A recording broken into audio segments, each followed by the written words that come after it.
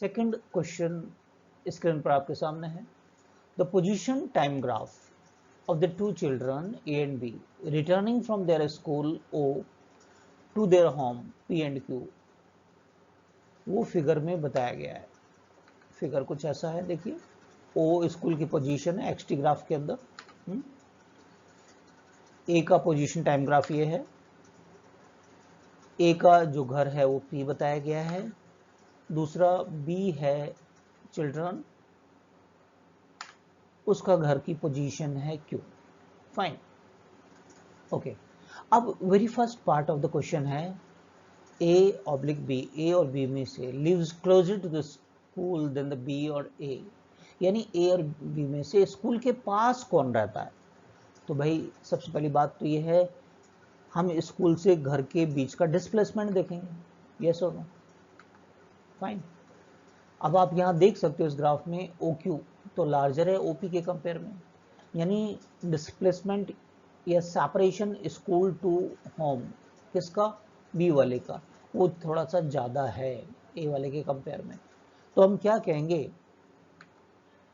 Answer क्या रहेगा, A lives closer to the school than the B, B के compare में ए पास में रहता है स्कूल के। ठीक बात है, क्लियर है सभी को। B part of the same question, अब ये बोला है ए और बी में से कौन स्कूल से पहले स्टार्ट होता है। ठीक है, तो आप ग्राफ को गौर से देखिए, ए जो है टी इक्वल टू 0 पे स्टार्ट हो रहा है और बी कुछ टाइम ले रहा है उसके बाद स्टार्ट हो रहा है। इसका मतलब हमारा आंसर क्या होगा, A start at T equal to 0 where as B taking the same time after.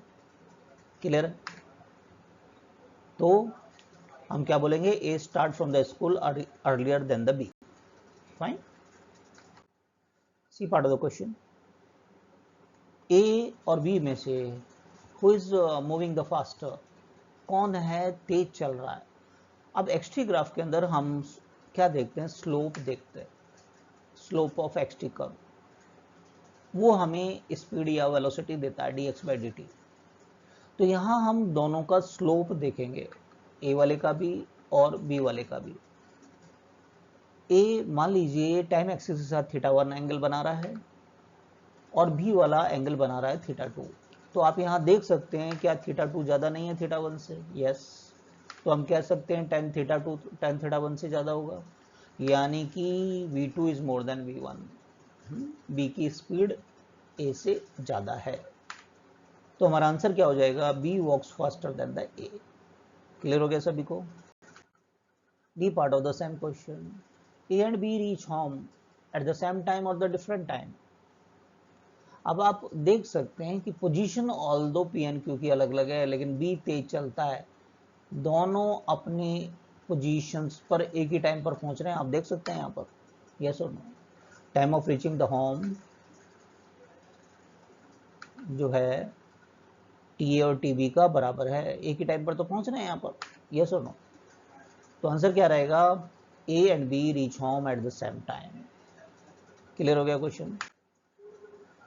E part of the question, A और बी बीच में रास्ते में एक दूसरे को कितनी बार ओवरटेक करते हैं, ये पूछा।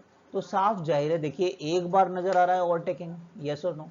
इस पॉइंट के ऊपर एक ही बार बस ओवरटेकिंग हुआ है, तो हम क्या कहेंगे, A overtake B on the road once. Clear है,